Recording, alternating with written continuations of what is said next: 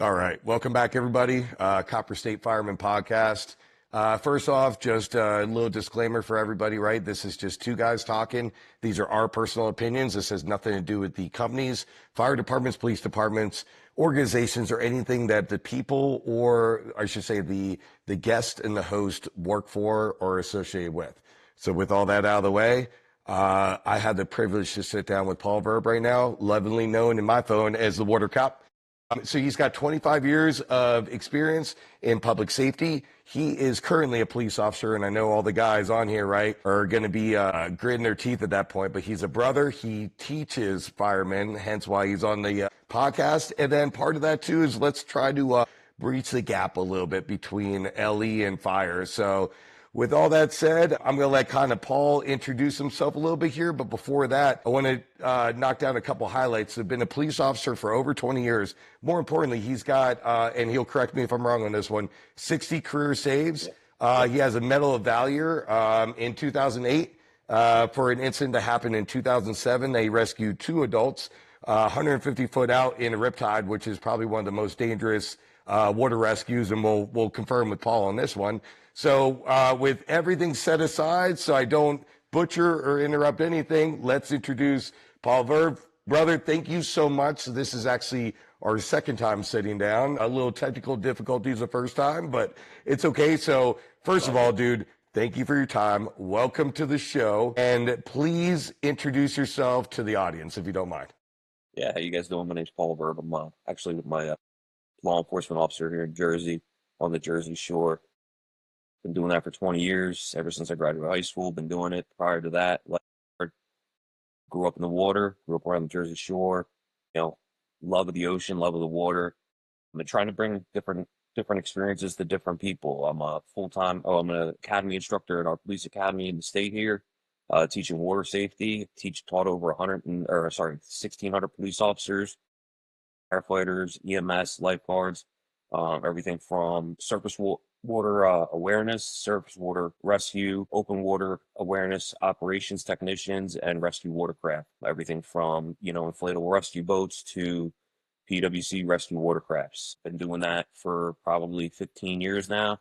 Been doing a lot of my training. It's been working out great. And my big thing is like you said, Steve, is bridging that gap and trying to get away from, the hose holders and the guys that are just sitting there waiting for the fire company to arrive to put something out. So, we joke around, we have that brotherhood back and forth, but my goal is to sit there, bridge that gap, and have a unified response. Because God knows when shit's hitting the fan, both of us are standing side by side, ready to get everything rolling. So, like I said, but I gotta tell you, dude, reaching out, it's awesome. It's a privilege to be here. Privilege talking to you guys. Dude, thank you again for being on the show. And in jest, obviously, we all know we make fun of each other, but every fireman out there knows when shit hits the fan, the first thing we do is call for PD, and you guys come like gangbusters, and vice versa. When you all need us, we come through and through. So if you guys haven't figured out two things, I want to point out. First of all, Paul says water the correct way, right? The Jersey and the Philly way, right? Oh, 100%. 100%. There's no, thank you for there's fact no water. because There's no thank you. water. Yeah, God, no. Yeah, Absolutely it's water. Thank you. Right. Yeah. So as long as we're now pronouncing it correctly, which is good, right?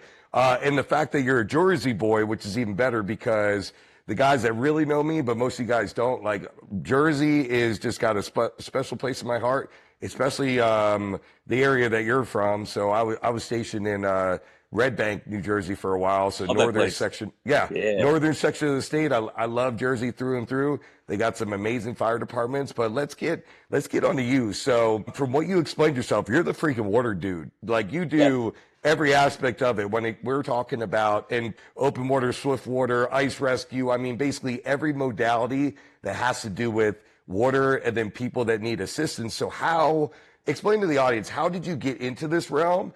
And then after you kind of explain your backbone on that, like, what are you trying to do in public safety now when it comes down to that water rescue? Like, where'd you find your niche? And then what do you believe that you're providing us? And when I say us, I mean us as in public safety. So firemen, cops, the whole nine. What are you providing us when it comes down to that knowledge of that water rescue stuff? So let's just go and like, how'd you get into it? And we'll kind of branch off from there, brother.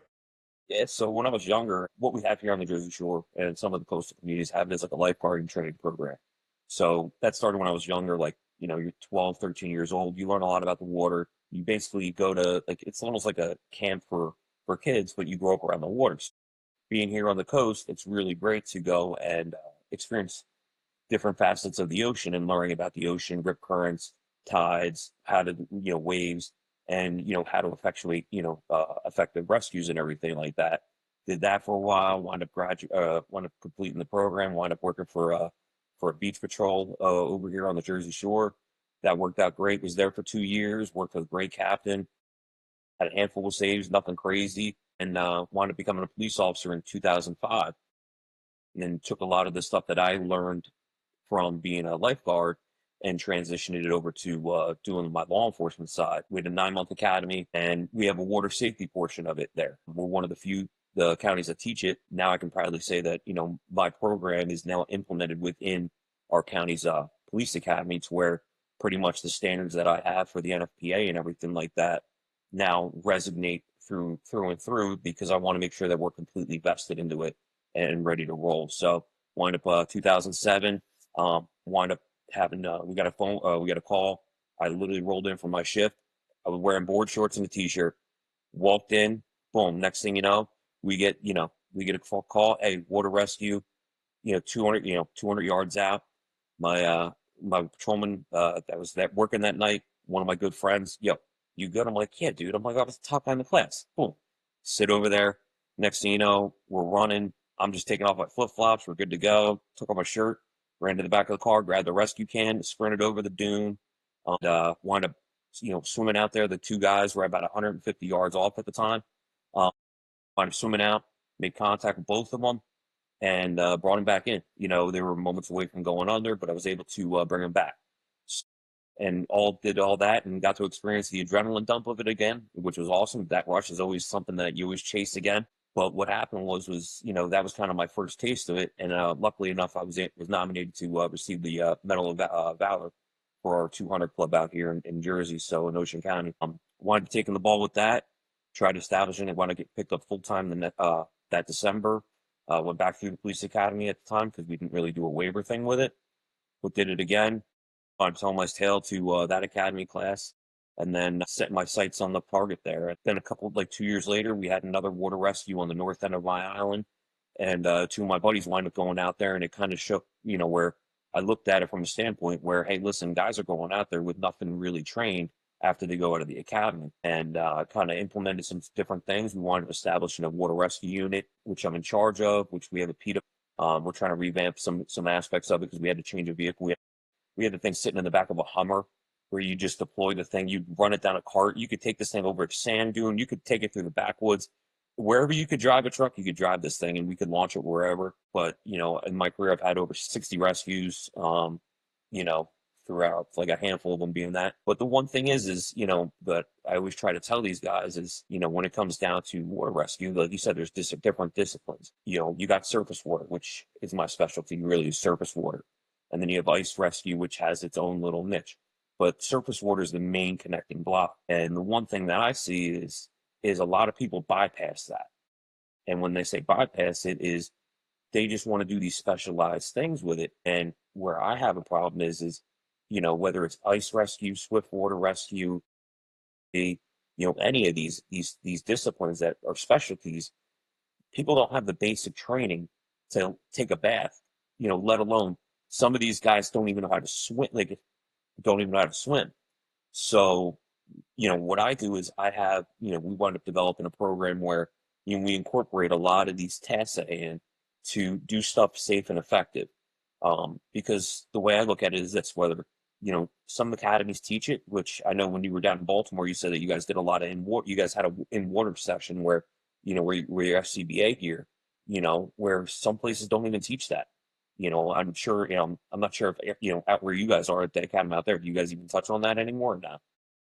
So, Nope, not at all. and so here, and this is what I always ask people. I'm like, all right, well, and Steve, like, how many, after COVID, especially, like, that's where we saw a major rise in it.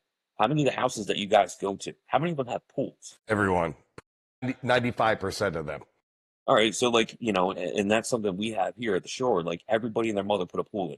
Like you couldn't go anywhere, you couldn't go on the beach, or you had to do this, you had to stay home. Well, people were like, F it, like, yo, just gonna put a pool in my backyard. Times here, just like you experienced here, and some other agencies have, you know, they close up their pools for the wintertime. Well, what happens when we get snow? I mean, it doesn't really happen that often out there in Arizona, but you got your spots where it is in the mountain areas.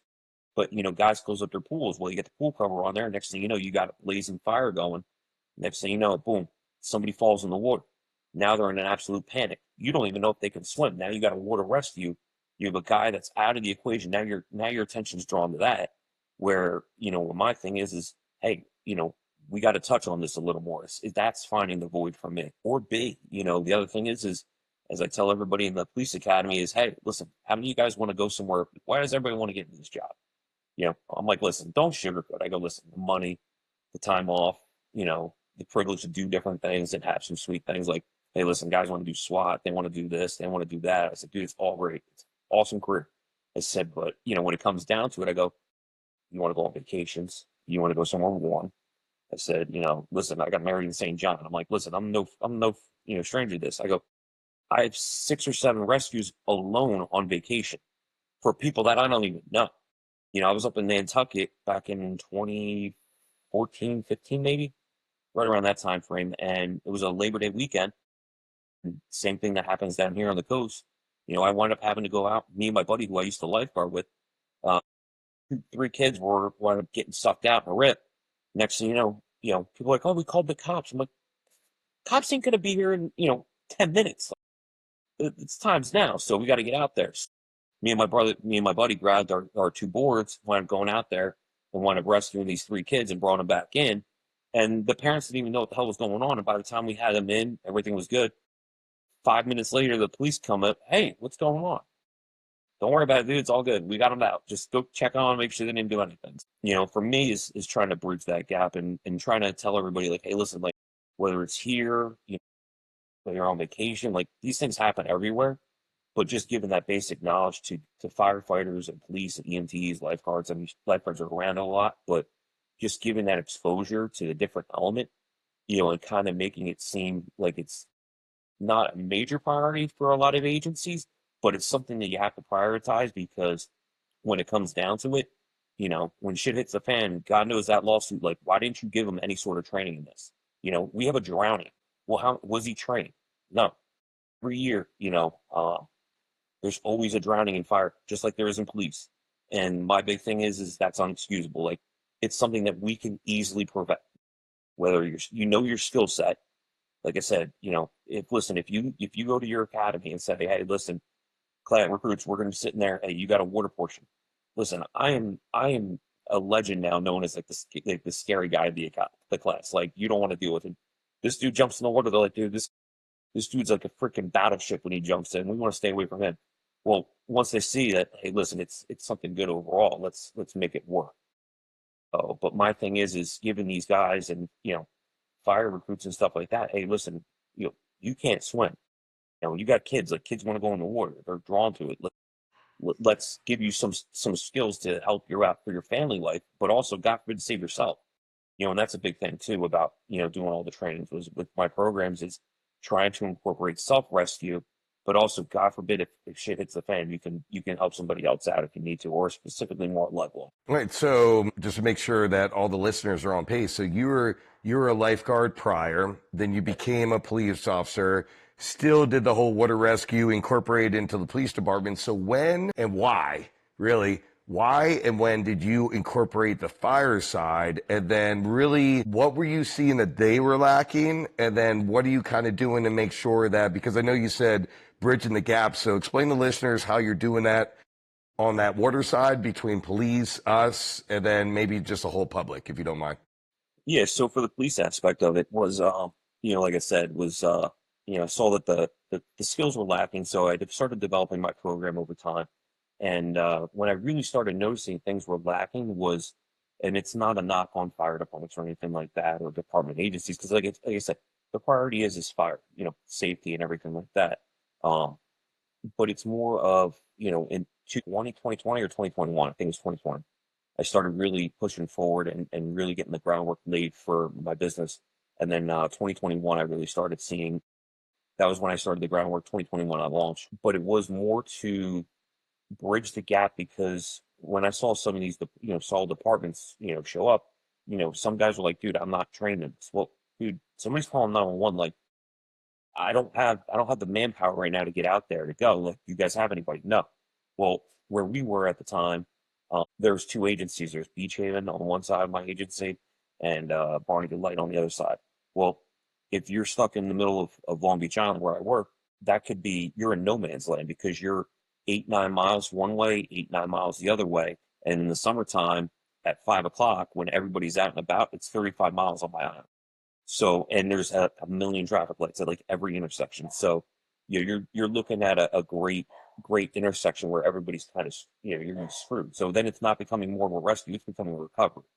So what I saw was that, but also, guys would be busy trying to launch a jet ski when all you had to do is just jump in the water for a rescue, like a regular, like a rescue can rescue or a rescue tube rescue or a paddleboard. Like, guys were going to the extreme when they could have just easily have just done a more basic, not basic, but a like an easier transitional level of a rescue to get that victim supported in the water. So, and then knowing like what I've known from the lifeguarding aspect of it and then the water aspect of it from teaching at the police academy, I've started bringing a lot of techniques in and simulating everything to where it became a lot easier because let's face it, we have to always teach the lowest common denominator, no matter where we're at. We try to make sure that we want everybody to be there, but when stress is hitting the fan and shit's hitting the fan and you're sitting there trying to get rolling, your animal brain's gonna take over and you're just gonna remember the rudimentary tactics. Well, so what I did was I brought in different techniques to make it easier. So this way, it put firefighters, police, and EMTs in a safer light because a lifeguard's great, but some of the techniques you're going to do as a lifeguard, whether you were a lifeguard 15 years ago, you ain't training the way you were at one point in time. Unless you're on a paddleboard, you're not going to be able to use the paddleboard, the way you once were. Or if you're not used to going hands on with somebody in the water right at them, like you're not going to be able to do that right away because they'll just take you down because their goal at that point is just to keep their head above water, and looking at other programs, there's really no bridging to that. It's, you got people that are sitting there trying to, they're covering surface water with swift water stuff. And I'm like, but they're two different practices. I'm not going to teach somebody to, float in a riptide all day and just hang out. Like, no, like your goal is to get there and figure out what's going on. So when I developed the program and everything, it was to make it more streamlined, easier to remember, and easily repeatable. And in this way, when you came in and when I wrote policies for different agencies, I'm working with Surf City Fire Company as their water safety coordinator right now. Their fire department, um, we established their unit last year and we're rocking and rolling and ready to go at a moment's notice with the volunteers that we have because everything we have on Long Beach Island is all volunteer agencies. So it's, unfortunately, that's almost like a dying thing out here. I'm sure you guys have your own issues out there in Arizona with the volunteer agencies, but it's people don't want to volunteer anymore. They'd rather be selling, toe pictures or feet pictures on OnlyFans and making, a little bit more money than sitting there actually, learn some skills that can help somebody. So, unfortunately, the volunteer stuff is starting to kind of die off. But my main thing is try to give back to the communities that, I work in, but also make it better. So this way, when I leave this earth, people are going to be safer because of it, hopefully. No, I love it. So I've been jotting down questions the entire time Yeah, you're talking. 100%. That's good. Explain to the listeners when you say, "Hey, I'm going to go hands-on with the patient in the water." What does that mean? Explain to the guys that haven't been through your class, like myself, what that means, and then when. I'm assuming that's an aggravated or completely out of their brain patient, but please explain when you do that, how you do that, and then what that kind of looks like for you. Yeah, so we'll start with the two main things here. So you have distress versus drowning victims. So a distressed person's where like you get somebody who, they fall in, they're just kind of just trying to keep their head above the water. They're able to keep themselves floating. When it starts to go bad, one of the major telltale signs is what's known as climbing the ladder. Where you'll see somebody going like this a lot of times. So if you say, you see somebody in a lake, you know, And next thing you know, hey, this person doesn't look like they're holding up too well. Like, that's weird. Like, and you start seeing like everybody's having a good time, or you'll see that kid in the pool, they're having a good time. Well, as soon as you start seeing like the hair in the face, because everybody knows, my wife's included, like my wife, my daughter, like as soon as they get hair in their face, it's the first thing is out of the way. I don't have that problem. I've been rocking bald since I was 19. It's great. But the thing is when they stop caring about that, and that's no longer a major, oh, perfect. See, right there. It's great. It's cheaper than a haircut. I'm not even bald by choice. Like, this is choice. So, for me, it's one of those things. So you get to that point where that victims now, it goes from being able to keep themselves afloat, which is more of stress, to going into more of this climbing the ladder phase, is when it starts to become more of a drowning response. What happens is in their mindset is it's my goal is just to survive. There was a study done, lifeguard, I forget whether it was the 70s or 80s. I saw the video one time. I can't find the video. I got to track it down. But a lifeguard on Long Island, one July 4th weekend, wound up actually filming people like drowning in the ocean or in distress. And every single person was exhibiting these same signs, was this pawing at the air, because what they're trying to do is keep their airway above the water. And what you'll see is at this point where they start grabbing, they'll start taking their head or neck and putting it up. And this is to keep their nose above the water. So as soon as somebody goes into that, it's more of just a survival motion. So now you take that. So if you're the rescuer and you're going into these victims, if when I say go hands on, is some people you can kind of talk to them. Like 90% of the rescues that you're going to do, boom, I can pass them a rescue can, I can pass them a rescue tube. And which of you guys don't know, a rescue tube is literally, it's a foam tube. You see it a lot of times at the pool, but the ones that we use for the ocean have a brass clip on one end, and there's a tethered string that would go to the rescuer, goes around the shoulder to the other side there. Same thing with rescue can. It's those big orange buoys that you used to see David Hasselhoff running with down the beach chasing Pam Anderson, which it sounds like a great time. So I agree. 100%. So you could take one of those and you could pass it to the victim. 9 times out of 10, that's going to be your rescue. Boom, grab onto this. You got it. All right, now I can sit there and talk to them, see what's going on, evaluate them in the water. But what happens is once people go to that distress drowning state, your initial conversation when we try to say, hey, what's going on? If you're getting stuff that's just kind of incoherent, it's like, hold on, something else is going on here. How can we fix this? Kick it around. You know what? Obviously, you got to know in your back of your head something else is up. For me, what I like to do is there's other techniques that I teach where you approach from different angles, or if they start following you, what I'm going to do is, hey, listen, if you're going to start following me, where am I going? I'm going to go back to shore where I was. Why not? Make my life a lot easier. You're the one in trouble, but if you're following me, this is a great time overall. So what we'll try to do is that. So that's the difference. So once they start going to the drowning sequence, that's when you got to know, like, shit, I got to get this thing rolling, and I got to get it rolling fast. So yeah, that's pretty much the main thing with that when it comes down to those two major things, because those are things where whether you're in swift water, cold water, surface water, like you got to know those signs real fast, because shit can change in about a second or two. All right. So when it comes down to, so you say going hands on. Now we kind of understand what that means, and Yeah, I love how you explain the climbing the ladder, because I never heard that before. But I'm like yeah, literally visualizing it. It makes sense. So the guys that are watching this and the guys that are listening that don't know or whatever, you're a big fucking dude, right? So yeah, how does that affect your ability to do water rescue? So I'm not a small guy either, right? And I'm a really good, I always mess with guys like, listen, I can swim, but I'm a really yeah, good diver. Like if you want shit on the bottom, I yeah, naturally progress below the water grade. And like I said, you're bigger than I am, right? So I would assume that you would sink even more. So I know last time we talked, you said you're a power lifter, the whole nine. So did you find that that makes your water rescue stuff harder, or is it just something that you've been doing for so long that it doesn't even affect you anymore? it does, but it doesn't. For me, lifting weights and everything like that. Like, listen, I'm 280. Like, I'm a big dude, like naturally, but I'm like country strength. I've always done Okay. manual labor. Like, my dad was one of those guys where it's like, hey, listen, we're gonna, hey, I need these, 3x8s up this ladder. Okay, well, Dad, how can we get like a cherry picker for this thing? No, carry it on your back. All right, well, I'm lugging these things up there. So for me, it's doing that, chopping wood or whatever. So I don't really find it that it hinders me. Actually, when I swim and everything like that, I actually find that it actually helps me out, cardiovascularly, Okay. because it takes a lot of the weight. It takes a lot of the the pressure off your joints. And plus, swimming is one of the best things for your body because it's a total body workout. And swimming laps in a pool is great anyway because your whole body's involved, which is great, and guys don't realize like you could run a mile. Good luck swimming a mile. Like you're going to feel it. You're going to feel it a lot because it's just everything is going the entire time. Minus that, like, when growing up, I played baseball. I used to be able to, like, I could still almost do a split. Like, for my flexibility, is still pretty good.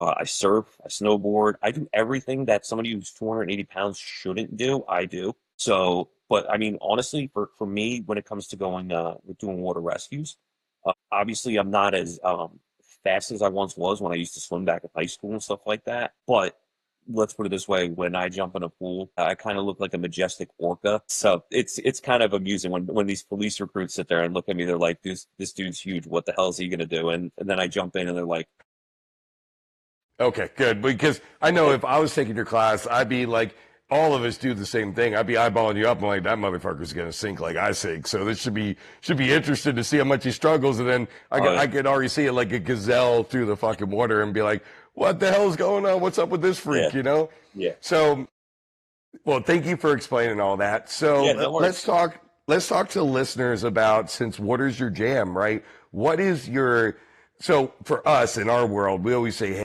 or 95% bread and butter house fire, which is no big deal. We're fully trained. They go out within an hour. It's not even a blip on the radar. They're fun. We all kick ass, do a good job. What is that in your world? So what kind of rescue would be like your bread and butter rescue where it's, yeah, there's adrenaline, there's risk to it, but you're like, hey, I got this guy Monday through Friday, all day, every day because, on my game. What's that for you guys in that realm? Well, for me, it's listen. I'll trace the adrenaline. So, um, but for me, it's you get that one, two people out there where I can deploy somebody, pick them up, loop around with a jet ski, or go hands Okay. on somebody. I can have some fun with that. Like for me, it's the rush of just getting out there. But between launching our ski, having somebody on the back that I know be like, yo, let's have some fun.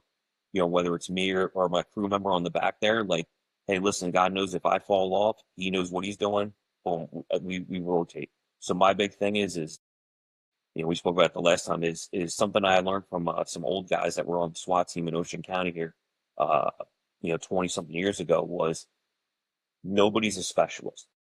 You specialize in everything. So whether you're a breacher or if you're a sniper or if you're, you know, the first guy up or whatever your task is, you if you're not here, somebody else knows what's going on. If hey, listen, Tom's not here. Hey, you're on point. You're a sniper. You're our ops. You're running. The beach, and that's something where I try to integrate it. Where hey, listen, where I could bring somebody on this back of my ski, they know what's going on. But when you get, everybody has their guys where they're like, yo, this if I want a truck, this is my truck that I want. Like, if your guys are going to fire, be like, yo, this is gonna be a house party. Let's go. You get a couple of animals, like let's roll. Like so for me, it's if I can get that surf pumping a little bit, we get some, 6 to 8 foot waves. You get that oh shit factor. You're like, dude, we fucking got this. And it's just Nice. waiting it out and finding those, East Coast is a little differently than California and the West Coast. But for me is, you see those lines starting to line up and you can get some people that, surfers especially that know how to read that water. Boom, you could have some fun just cruising through and rescuing that guy. It's all that, all that. I'll take it all that. I love a challenge for it, but like I said, if I can get out there with my ski and we can go pick somebody up and pretty much just ride that lightning, let's go. Like let's have some fun because nothing's better than staring up at staring up at this big wave of water and punching through it and sitting there like looking back and be like, holy shit, dude, we just went through a freaking 6 foot wave that was about to break on us, and I'm taking 1,000 pound freaking machine with me. Let's go. So it's all that. Sounds So amazing. it's Sounds. awesome. Oh, dude, it's Well, literally you turn around, you look at it, it's a whole different world. I cannot imagine. I hope I can one day. So, like I said, I would love to take your class one day for sure. So let's go the opposite. So we talked about like, hey, what gives you the hard on? You're like, fuck yeah, let's go. The boys are going to go to work. What's the exact opposite where you're going, huh, fuck me, this is going to be a bad day? Like, this is that low frequency, super high risk. Like, is that riptide? I mean, what is your oh shit factor when it comes down to that water rescue realm, especially in your area? So for my area right now, we have a bunch of beach replenishment. So one of the worst rips I was ever in was when I was actually working as a police officer. Me and my partner wound up going after this lady that was she was floating. She got sucked down a rip. Well, with the beach replenishment project, what it did was so like let's say your normal beach is here. Well, once they started filling in the your normal beach is here. So no, when they normally started filling in the beach, this adjacent beach was like out to here. Well, what happens So is it's in this higher. area right here, yeah, so it's higher. So what happens is with a rip is it's a natural void, and with it being higher out here, there was nothing stopping this because this water's just coming in and pulling out. So this lady couldn't move. And meanwhile, this is still, you're three, four streets away, and you're still trying to go that way. You can't go. You're stuck in no man's land. And me and my buddy were probably 200 yards out trying to bring this lady in. We wound up just camping out with her on a rescue can, and lifeguards came out and wound up grabbing her out of it, so it was just more effective to get the rescue. But it just sucked because trying to swim in on that was just the worst day ever because it was like, when you're swimming against a rip, with a rip, it's great because it's like a 5 mile an hour, it's like throwing a treadmill on, except the treadmill's behind you and it's like hitting that turbo button back in like NBA Jam. Boom, you're gone. Yeah. Yeah. So, but going against it, you're literally swimming at like 3, 4 miles an hour and this thing's hitting you at like 3 miles an hour and you're just inching in and you're just like, dude, this is just draining. Like, it feels like you're literally just like working against yourself. So that was a bad one. But normally when it comes down to like crazy hurricane swell, the big thing is I tell my guys, and it's kind of like anything else. Like if you got a fully engulfed fire, like dude, guys, we are not risking anything at this point. Like, do we have any report of life being in there? No. If do we have anything, you know, other than property damage, like what are we risking at this point? Because there's times where, we get out there, we get calls late in the season where, especially, hurricane season goes out to like mid-October, early November, where you can still get some of these big waves, or we get nor'easters here on the East Coast, which is nothing but northeast winds for time and time again, which just suck because it's like 2, 3 days of it. What happens is the swell just keeps pumping in, and it just kind of kicks your ass because of the entire time you're just kind of sitting there working it. But the one thing I tell my guys is, listen, we work in that pendulum where, listen, our goal is to go home at the end of the night, and being safe has always been my priority with it. Um, so what happens is I don't want to sit there and send somebody out. Boom. Next thing you know, something happens, and there you go. So I kind of tell them like, listen, guys, just sit tight for a second. You know, if it's safe, go. If not, I'm canceling. Like, I'm not going to risk you guys. It's not worth it. It's not me worth sitting there on the stand being like, why'd you send these guys? Like, if somebody's stuck out there, like, dude, listen, we didn't put you in that spot. You put yourself in that situation, and I'm not going to sit there and risk my guys for some guy that decided that he was going to go take a dip on a fucking day that was, 6 to 8, 9 foot waves, 10 foot faces, and try to see how it is. It's not worth it for me because I think at the end of the day, I think we've all been in that leadership position where you kind of look at it and be like, no, the risk isn't worth the reward. No matter how sweet of a fucking reward it is, look, at the end of the day, we have to do what's right for our families and for us. So when sometimes it sucks being that guy and being a sergeant now, kind of sucks. I like my guys going out there and getting something, but I'm like, hey, listen, there's always there's always a time to live and fight for tomorrow. Like set that standard and kind of ride it out because it's always safety first. And it's hard because I'm that guy that, just like you, see, where you want to go out there to charge. But listen, dude, it's like, hey, listen, yeah, we should probably not go on this route. But dude, it'd be so sweet. We drop in, you cut that hole, you get those you get the air flowing. Oh, we could totally make it through this. Listen, at that point, it's one of those things where, those are my scary moments is trying to be that guy that's sitting there on the beach calling it and saying, hey, listen, the it's just not worth it. Right. Yeah. We're done. So I'm curious on that one because and it's just out of being naive and not knowing. So in our realm, in the fire service realm, we should always search 100% of the time, even if someone's outside the house saying, hey guys, no one's in there. We don't take the respective parties' word for any reason because of 1,000 different reasons. So with that said, when do you guys in your world, and I say you guys, I mean, we're involved in it too, but Yeah. especially you running the show, when do you say, hey, we're done when it comes down to like first arriving on scene? Do you have to physically see someone, or is it like a time period from the last report that you saw somebody?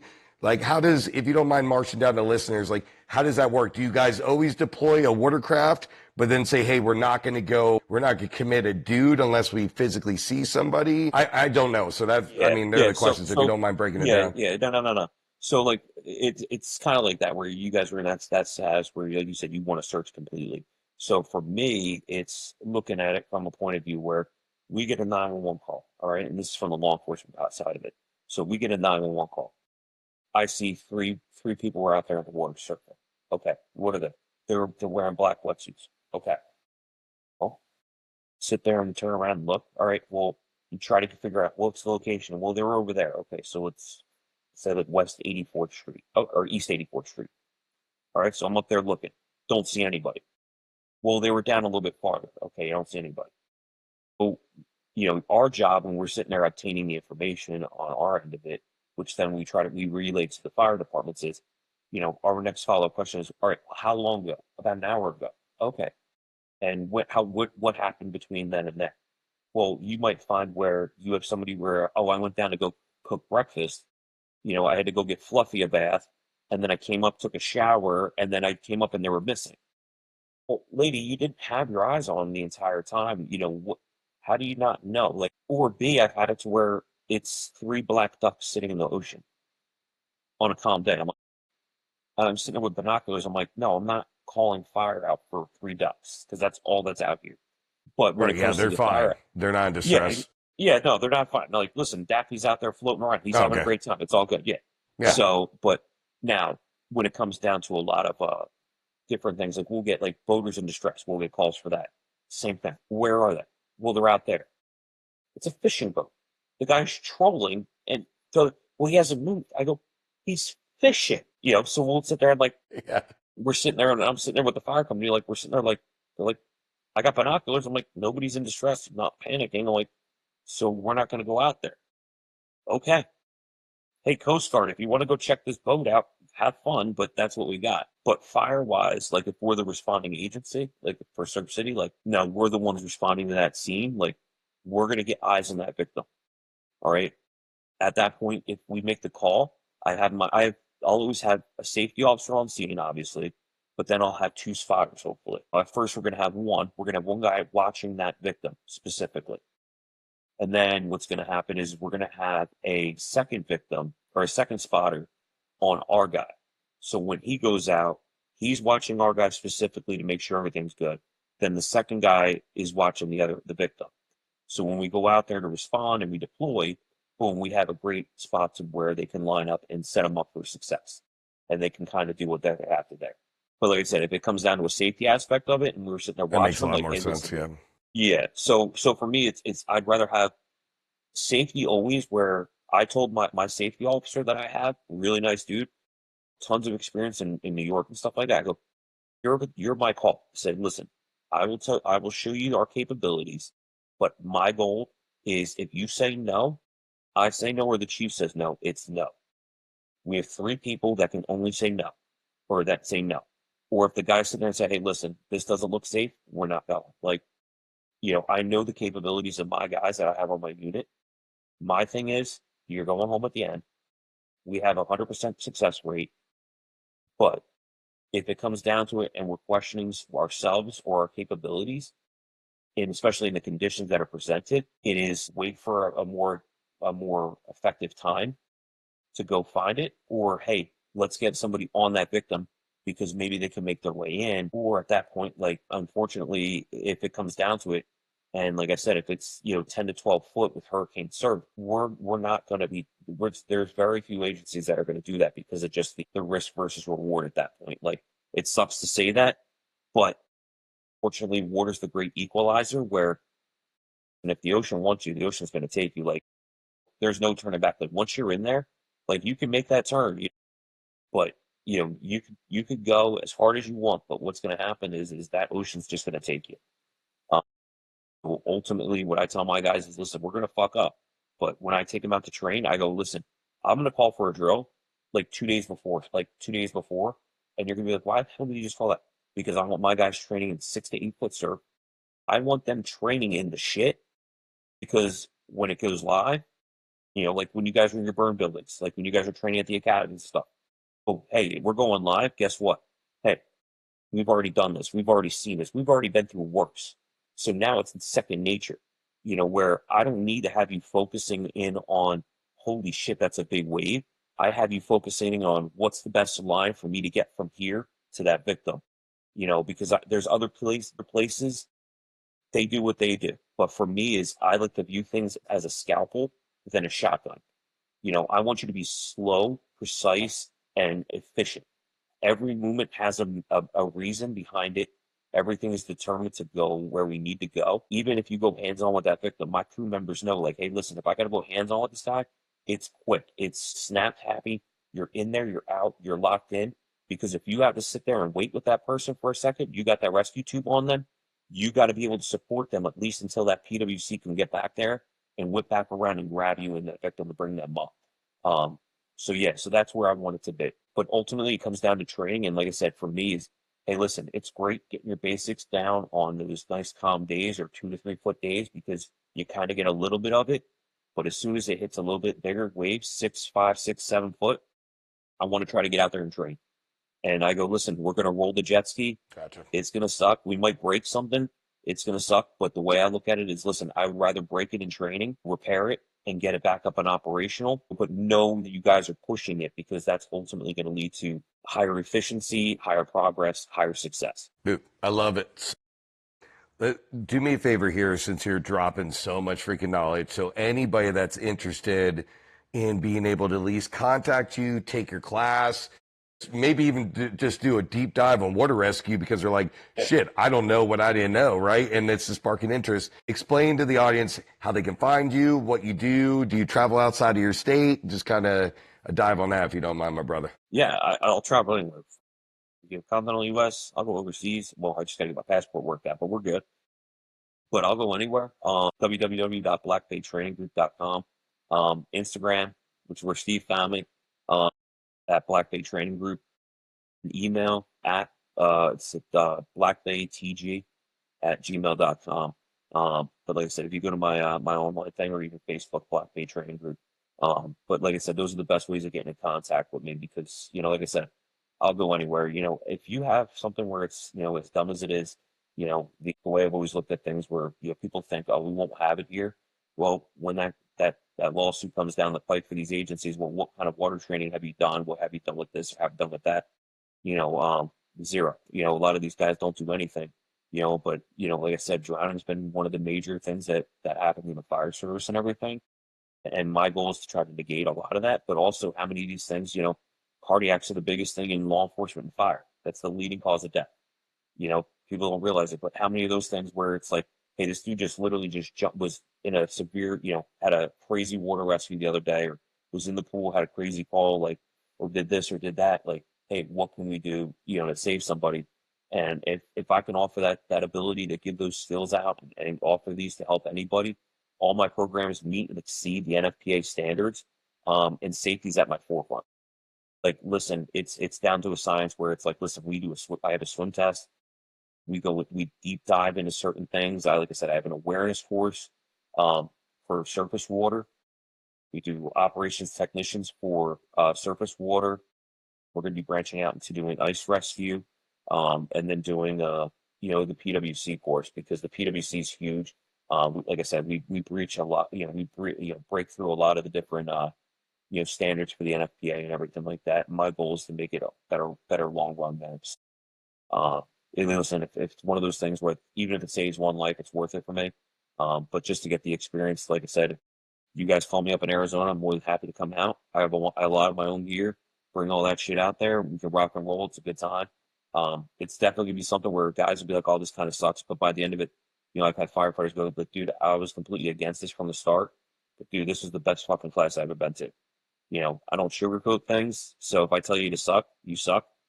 Sorry, dude. Like, listen, it's one of those things where, listen, it's not because I don't like you. It's because I have a job to do. And I don't want to give you that false sense of security or false sense of promise where it's like, well, he said I did good. Well, yeah, you did when it came to, you know, A and B.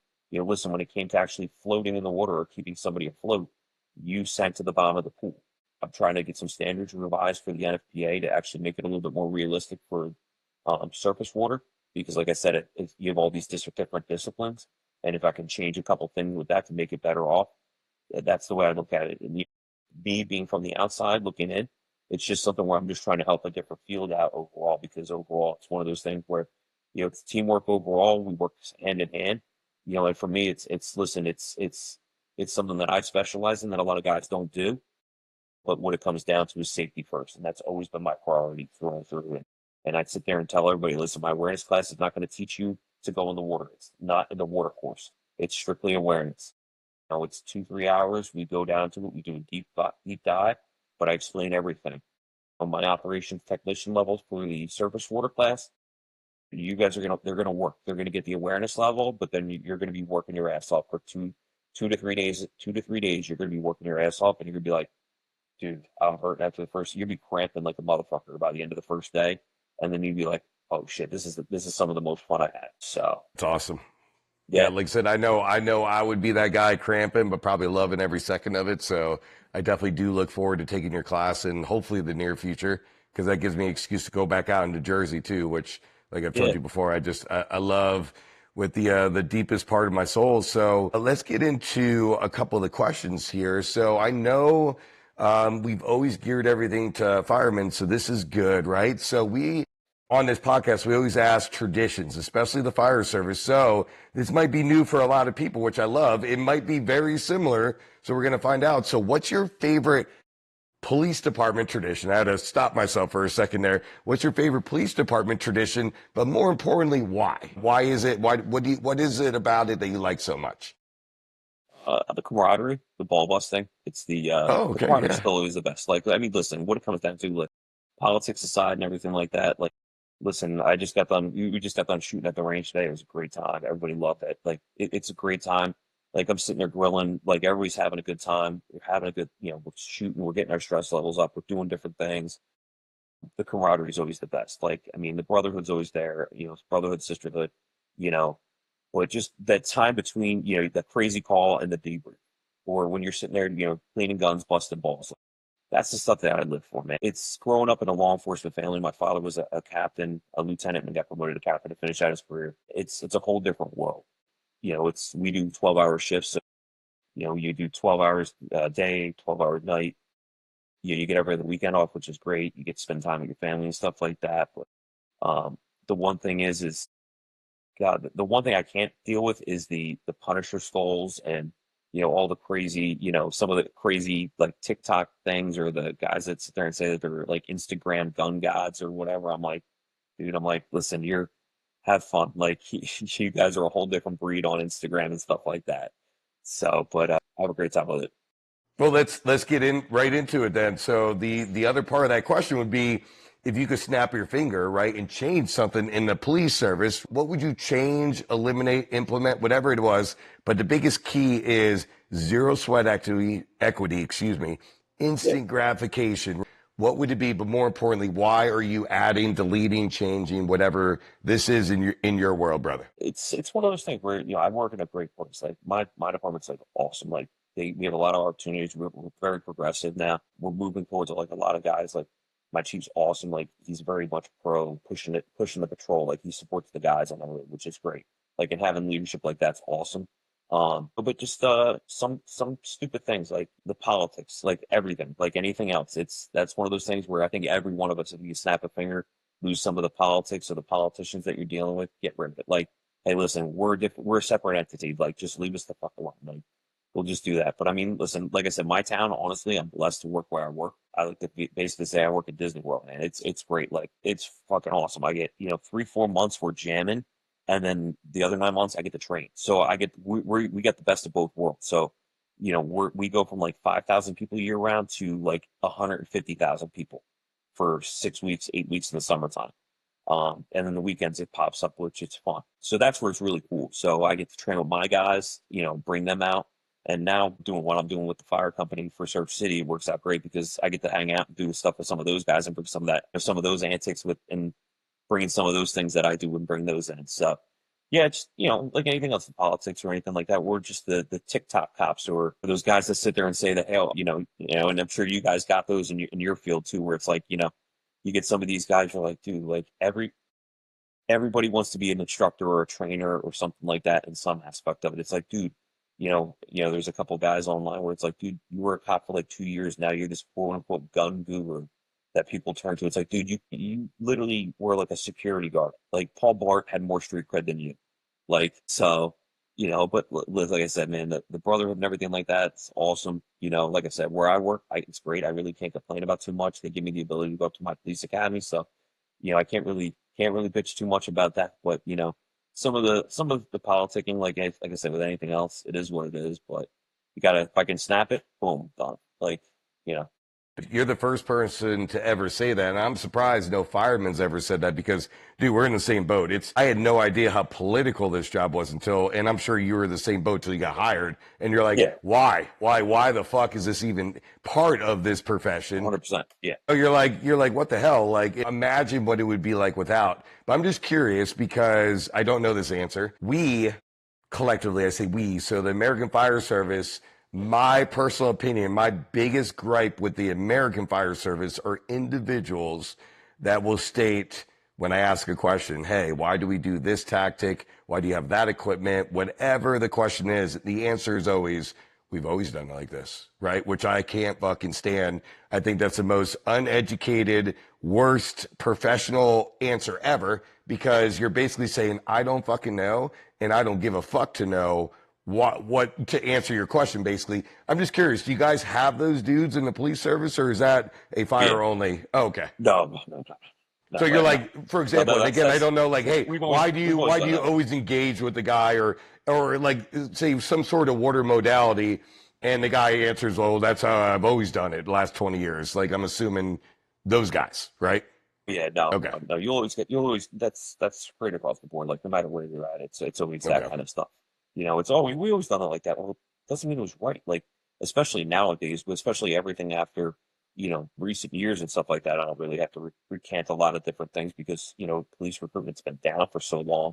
Where even dealing with the younger generations, and I know you touched on this in a couple of the podcasts that you had was everybody's like, oh, these fucking kids, the younger guys, the younger guys. Well, the younger guy, we were the younger guys at one point. We had other guys sitting there saying the same shit about us.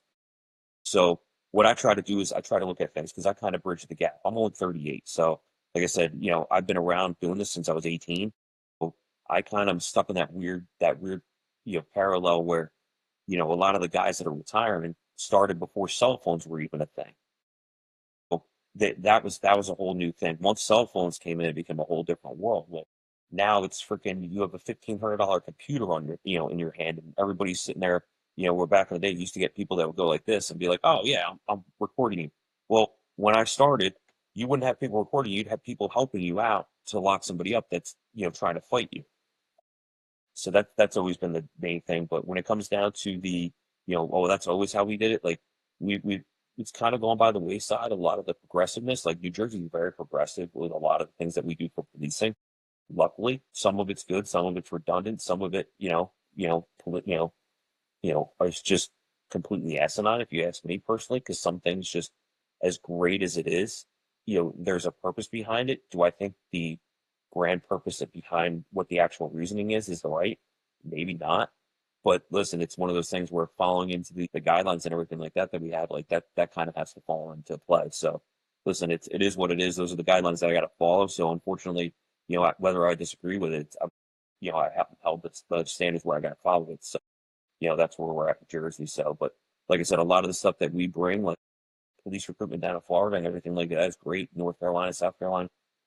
I like to brag that New Jersey is some of the finest police officers in the country because we are so progressive with so many of the things that, I'm sure you guys probably see where guys come from California, where, from the Northwest, where they bring some things from up north that you guys were it's never even on the radar down in Arizona, which comes in, or even when you first started out in Arizona, like you brought some shit from Baltimore where it was like, hey, listen, guys, why the fuck are we doing it? Oh, well, this is the always way we do it.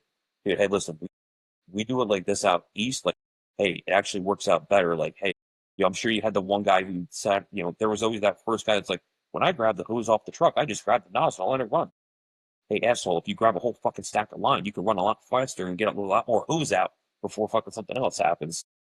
Progression's always good, but like I said, that's where it's always stopped. Where I think a lot of guys are more open to things and bringing that whole that's the way we always did it by the wayside. No, dude, I like it's funny because, and I know this will resonate with everybody listening. As different as we are very, very, very similar when it comes 100%. down to the type of dudes we are, the alpha personalities, the banter, like everything else. It's awesome. And I knew that already because we currently in the city I work in, we have a very, very good relationship with our police department, Yeah. which was the opposite of what I came from, where we used to say like, and I know back east, like, so we all took like out here is a little different out west, but back east you take a public service exam, right? You want to be a cop, a fireman, a trashman, a water guy, depends how you score, and then what you want to go to or whatever. But jokingly back east, we used to say all the time, they're like, hey, you know why we waved to cops? And they're like, especially the new guys are like, to be nice. They're like, no, bro, 5 more points, they could have been a fireman, right? Just like joking around on their civil service exam. But it's crazy because we have a really, really good relationship with our cops. Thank fucking God, Yeah. and it is a world of difference.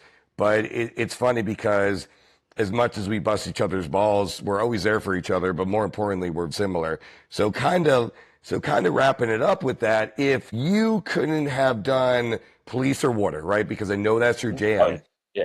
What in the world would you have done? Would you have, like, you're a big dude, would you have been like, would you have tried to be a power lifter, football player? Like, if you couldn't have done what you do currently right now, what do you think you would have done with your life, brother?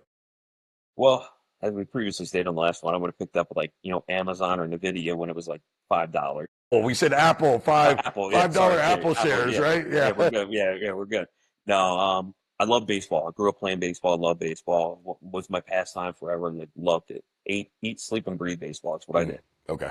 But yeah, that would have been my dream job. So Like pipe dream everything would have about been a professional baseball player. like dream 100%. I wish I would have been like Juan Soto, like making There you go. 700, 800 million dollars. I'll be set for life. I'm good. Yeah, yeah. No, yes. No, I mean, Cool. listen, honestly, I probably would have, if what fell didn't work, I probably would have went and tried doing fire. Wasn't really my cup of tea growing up.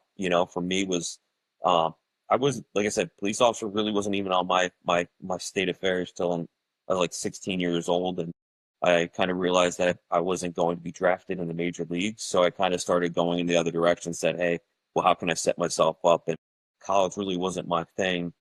I wound up doing a couple of years at a community college. I did that, coinciding with when I got hired. But my goal was to get hired, get in as like soon as I could when I was younger, start that pension clock. We do 25 here, and then we're good to go. So, Cool.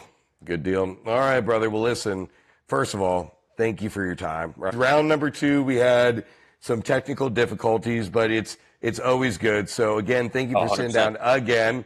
I want to point out to the audience that is watching on your lid, which I love the fact what it says on the top, burn the Oh yeah, ships. That's burn amazing. the So ships. that's our whole jam right here.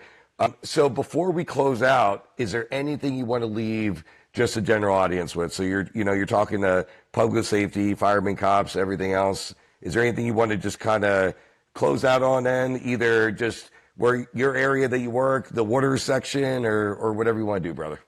Yeah, listen, if you guys have questions, reach out. Like, listen, what's the worst I could say? No, but in the grand scheme of things, if I can help any agency out, 100% for it.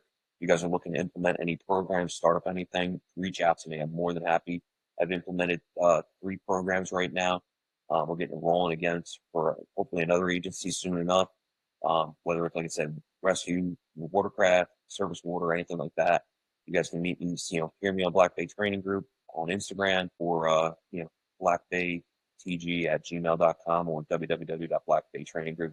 Listen, everybody be safe out there. It's most and foremost, kiss your families, hug them, and always make sure that, at the end of the day, you guys are going home safe because that's really all that matters in this place is making sure you and your families can, go back to your loved ones because I can't reiterate that enough because you get some people out there that just want to be cowboys. Like, listen, it's cool, but you also got to make sure that pendulum is always going to swing in your favor because nothing's worse than being that person that's doing those notifications and somebody who's done it quite a few of them before.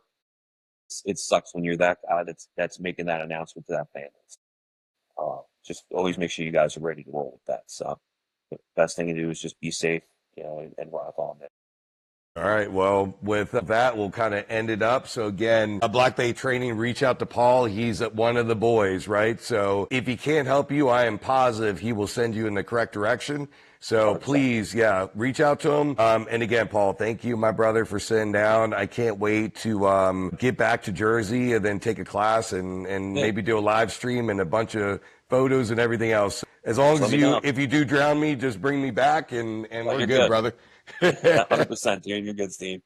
All right. Well, listen, again, thank you, everyone that sat down and listened to us. Thank you for listening. And again, if you have any water questions, Paul's your guy. Reach out to him on Instagram or his website or email. All of his information I will pin down below in the show notes. So we'll see you guys in another 2 weeks. Appreciate you, brother. All right. No worries, Steve. Thanks for listening.